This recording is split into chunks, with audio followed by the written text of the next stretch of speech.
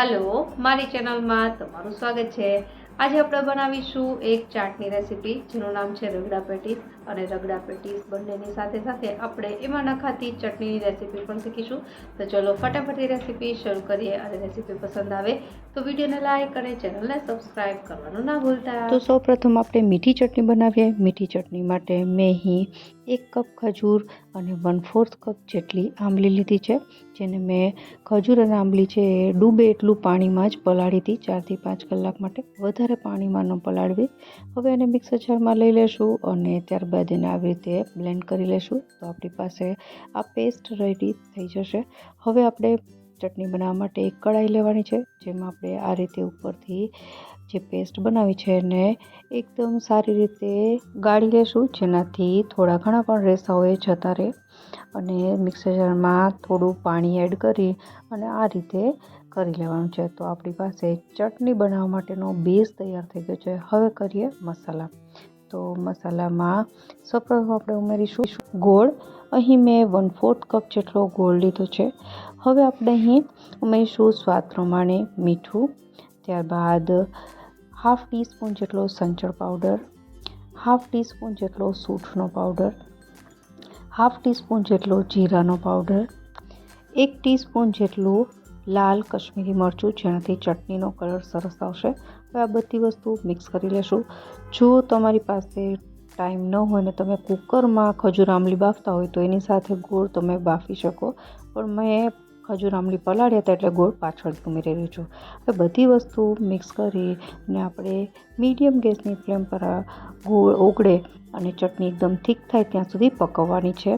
આ રીતે બનાવેલી ચટણી છે લાંબા સમય સુધી રહે છે। જ્યાં સુધી ચટણી છે આ રીતે થાય ત્યાં સુધી આપણે રગડા માટેના વટાણા જોઈ લઈએ। તો મેં અહીં 1/2 કપ જેટલા વટાણા, જે સફેદ વટાણા આવે છે, એને પલાળીને રાખી દીધા હતા અને આ વટાણા છે એને ગરમ પાણીમાં 6 થી 7 કલાક માટે પલાળવાના છે। તો પાણી કાઢી અને કુકરમાં વટાણા ઉમેરી દઈશું। ત્યારબાદ 1 ટીસ્પૂન જેટલું મીઠું ઉમેરવાનું છે અને 1 ટીસ્પૂન જેટલો જીરાનો પાવડર અને 1/2 ટીસ્પૂન જેટલો ધાણાનો પાવડર અને ત્યારબાદ 1/2 ટીસ્પૂન જેટલી હળદર ઉમેરીશું।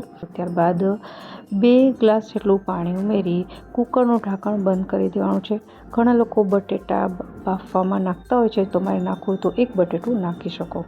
હવે કુકરની વિસલ થાય છે ત્યાં સુધીમાં આપણે ચટણી જોઈ લઈએ। હું ચટણીમાં કાળા મરીનો પાવડર છે એ ભૂલી ગઈ હતી, તો એ અત્યારે ઉમેરી છું, જે 1/4 ટીસ્પૂન જેટલો છે અને મિક્સ કરીને ચટણીને ઉકળવા દેશું।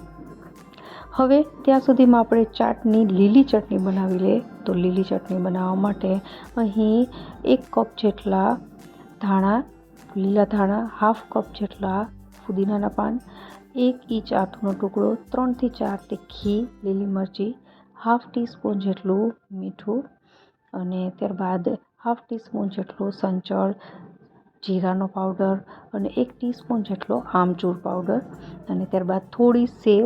અહીં સેવની જગ્યાએ તમે શિંગદાણા અથવા તો દાળિયા પણ ઉમેરી શકો અને 3 થી 4 બરફના ટુકડા। આ બધી વસ્તુને પીસી લેશું। જો ચટણી છે પીસવામાં સરસ રીતે પીસાય નહીં તો થોડું પાણી એડ કરી શકાય, મેં અહીં પાણી એડ નથી કર્યું। તો આપણી આ લીલી ચટણી તૈયાર છે અને ત્યાં સુધીમાં આપણી મીઠી ચટણી પણ ઉકળીને તૈયાર થઈ ગઈ છે, તમે જોઈ શકો છો। તો બસ આ રીતનું ટેક્સચર આવવું જોઈએ અને આ ચટણી ઠંડી થયા બાદ થોડી હજી પણ થીક થશે। તો અત્યારે હવે ગેસ બંધ કરી દઈશું અને આ ચટણીને એકદમ ઠંડી થવા દેવાની છે। ઠંડી થાય ત્યારબાદ આપણે એર ટાઈટ કોઈ પણ કાચની બરણીમાં ભરીને અને ફ્રીજમાં 1 મહિના સુધી સ્ટોર કરી શકીએ છીએ। આ ચટણી ખરાબ બિલકુલ નથી થતી। તો અહીં એકદમ ઠંડી થયા બાદ મેં બરણીમાં ભરી લીધી છે અને અત્યારે હું ફ્રીજમાં મૂકી દઈશ।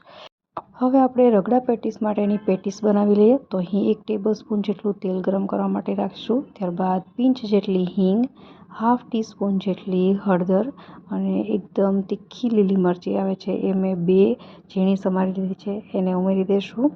તમે જો બાળકો માટે બનાવતા હોય તો આ મરચી છે એની જગ્યાએ મોળું મરચું પણ વાપરી શકો। ત્યારબાદ 1 ઇંચ આદુના ટુકડાને ખમણી લીધો તો એ ઉમેરી દઈશું અને અહીં બટેટા મેં બાફીને તૈયાર રાખ્યા હતા, એ એકદમ ઠંડા થાય ત્યારબાદ ઉમેરવા અને એની સાથે 1/4 કપ જેટલા પૌવા છે એ આવી રીતે પલાળીને ઉમેરવા, જેનાથી બાઇન્ડિંગ સરસ આવશે. ત્યારબાદ મસાલામાં જીરાનો પાવડર અને મીઠું સ્વાદ પ્રમાણે અને ગરમ મસાલો 1 ટીસ્પૂન જેટલો. હવે આ બધી વસ્તુને મેશરની મદદથી સારી રીતે મેશ કરી લેશું. તો આપણું આ પેટીસ માટેની મિશ્રણ છે તૈયાર થઈ ગયું છે. અહીં લાલ મરચાંનો ઉપયોગ ટાળવો, કારણ કે આપણે લીલું મરચું ઓલરેડી તીખું ઉમેર્યું છે એટલે. અને ગેસ બંધ કરી અને હવે થોડા કોથમીરના પાન એડ કરી દઈશું. અને ત્યારબાદ ઠંડુ થાય એટલે આપણે પેટીસ બનાવીશું. ત્યાં સુધીમાં વટાણા બફાઈ ગયા છે તો એ જોઈ લઈએ. તો વટાણા સરસ રીતે બફાઈ ગયા છે. બસ હવે આપણે આમાંથી રગડો બનાવીશું. બહાર જે રગડો મળે છે એમાં બટેટા એટલા માટે નાખવામાં આવતો હોય છે કારણ કે લોકોને ટેક્સચર છે દેવું હોય છે. આપણે ઘરે બનાવીએ ત્યારે ખાલી વટાણાનો રગડો બનાવીએ તો પણ ચાલે, કારણ કે વટાણા પણ ઉકળે એટલે થીક થઈ જતા હોય છે.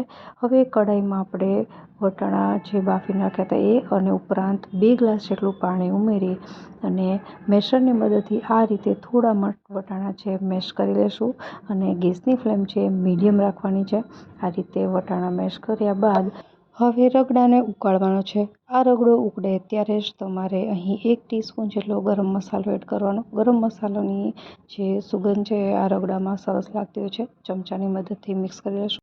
તો લગભગ 10થી 15 મિનિટ આ રગડાને ઉકાળવાનો છે, જેનાથી એની થિકનેસ જે આવી જાય. તમે રગડા પેટીસ જે માર્કેટમાં ખાઓ છો એ ખાસી એવી ઉકાળેલી હોય છે, જેનાથી એનું ટેક્સચર એકદમ થીક થઈ જાય છે. જ્યાં સુધી રગડો ઉકળે છે ત્યાં સુધીમાં આપણે પેટીસ બનાવી લઈએ.